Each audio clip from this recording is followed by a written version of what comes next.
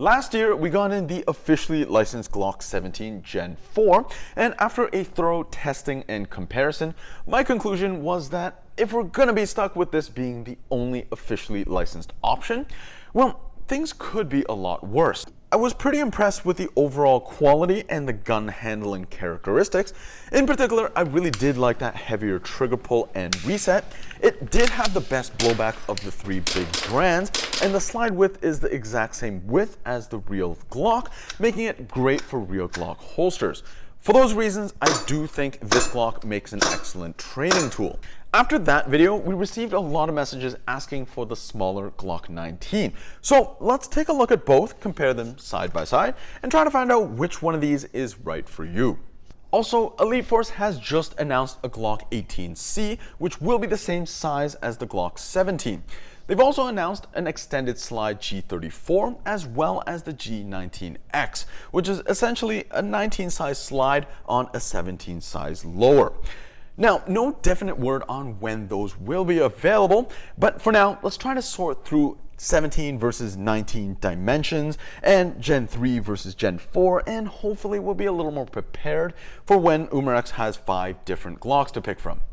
Let's start off with the basics. At the time of this video, the Glock 19 is $20 less than the Glock 17. But remember, prices are always subject to change. The price of spare mags is the same, and the 19 will fit the 17 mag, but not the other way around. The Glock 17 magazine holds 23 rounds, plus 1 in the chamber. You can load it up to 24, but it puts extra stress on the loading nozzle, and I really wouldn't do it.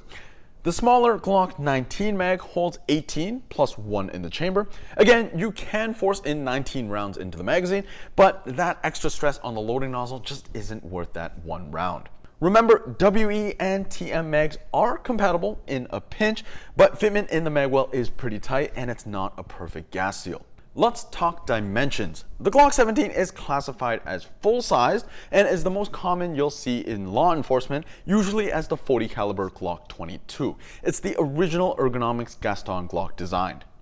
The smaller Glock 19 is classified as a compact pistol, not to be confused with subcompact. The Glock 19 is an easier to carry package without sacrificing too much barrel length or magazine capacity. Recently, the Glock 19 was actually chosen to phase out the P226 for the US Navy SEALs, which I mean is a pretty big deal. The main difference is going to boil down to the length of the slide as well as the height of the grip, both by a little bit more than a centimeter. The controls are going to be more or less the same aside from generation differences. Now, a centimeter doesn't sound like a lot, but it does change the overall footprint by a decent amount. The 19's footprint is just a little bit larger than my hand, and if storage space is limited, the 19 is the obvious choice. If you carry a pistol on your belt, you'll know that the length of the slide is actually not as important as the length of the grip. If the grip is too long, it tends to stick out too far from your waist and it tends to snag on a lot of things. With the Glock 19 having a slightly shorter grip, it is something to consider. The sight radius on the 19 is slightly smaller than the 17, so the 17 might have marginally better iron sights, but I doubt by very much.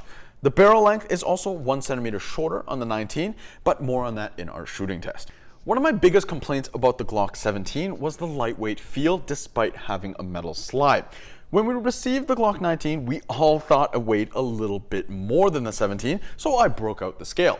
The 19 actually comes in at 10 grams less than the Glock 17, but perhaps because of the smaller, denser size, it gives you that illusion. Let's talk Gen 3 versus Gen 4. This is a reference to the real Glocks and not that the Gen 4 necessarily has newer airsoft internals. The Gen 3 Glock came out in 1998 and is by far the most popular line of Glocks. If you've seen a Glock in a movie or a video game, chances are it's a Gen 3. In fact, Glock still manufactures Gen 3s to this day. Now the Gen 4 came out in 2010 with an emphasis on improved ergonomics as well as a much beefier recoil spring guide to better handle the extremely popular 40 caliber round. One of the biggest changes Gen 4 brought is the mag release. Not only is it larger, but it's actually reversible for lefties. Now, it's important to note that the magazine must have a notch on either side to allow for this, and both magazines do have that, though other brands may not. The Gen 4 also introduced a new grip texture for Glock, which is a series of raised squares. Now this does have the distinct advantage of being the same grip level in all directions. Now the Gen 3 has kind of an angled step grip that is grippier in certain directions. Now, neither gun is really going to slip out of your hands, but objectively, I would say the Gen 4 is a little bit grippier. It's very similar to the FNX grip. The Gen 4 also brought the backstrap system for the grips, but at this time does not come with any backstraps. Without the backstrap, you'll find that the grip is actually a little bit slimmer than the Gen 3 and has a little bit more space for your palm, especially underneath the beaver tail. Because of this, the grip angle is actually marginally more vertical, which depending on your preferences could be a good or a bad thing. But I will say if you have meatier palms, especially at the base of your thumb, the Gen 4 will be a little bit more comfortable. For me, the biggest issue with comfort on the Glock 19 is the base of the palm. For reference, I wear a size medium to large glove, and I find that the base of the grip tends to dig into the base of my palm, and my pinky sits right on the edge.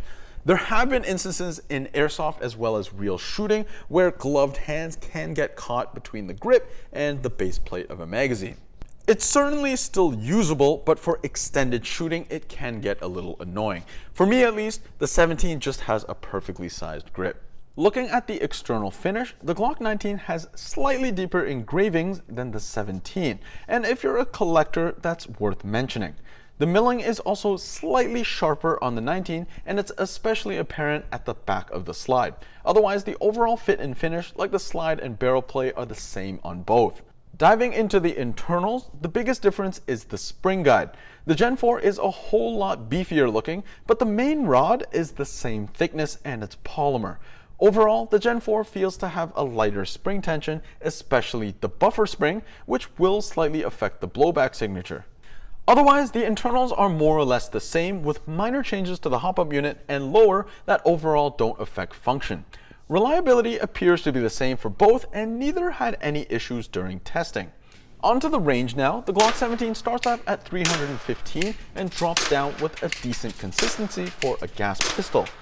The Glock 19 starts off 5 FPS less at 310 and drops down with a very similar consistency. That 5 FPS difference is really negligible and certainly won't be noticeable on the field. Shooting some targets, we'll start with the 17. Feels as good as I remembered, with an excellent sharp kick and a very tactile reset that I'm a big fan of. Accuracy feels just about as good as any other Glock we've seen. Onto the 19, the trigger feels identical, and the only real complaint I have is the ergonomics of the grip that I mentioned before. Accuracy felt just as good as the 17, and neither had any weird flyers. It's far from a scientific test, but accuracy-wise, I just don't see an increase with the larger 17. The 19's kick feels just a little bit slower and seemed to fall off quicker, most likely due to the lower gas capacity. Nevertheless, they both feel crisp when shooting, but that's just what I noticed. So back to the original question, which one is right for you? Well, obviously it's best to see which one fits your hand better, but for some of you, you might find both to be perfectly comfortable. So what then? Well, it's worth considering how often you actually use a pistol. If it's gonna stay on your belt more often than not, then the 19 is just a slightly easier to carry package, plus the grip doesn't tend to snag on things as much. And also the $20 difference could go towards some gas and BBs. But if you're the type of player that likes to draw their pistol at every opportunity, the slight increased barrel length, the extra ammo capacity, and the overall better ergonomics might make the 17 worth that extra size. One last thing that's worth considering is mounting a pistol light.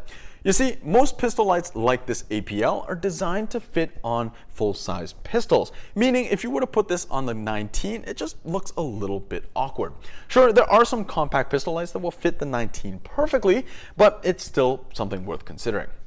I hope this video helps with your decision, but at the end of the day, I don't think you can go too wrong either way. As always, thanks so much for watching. Subscribe if you haven't already, and we'll catch you on the next one.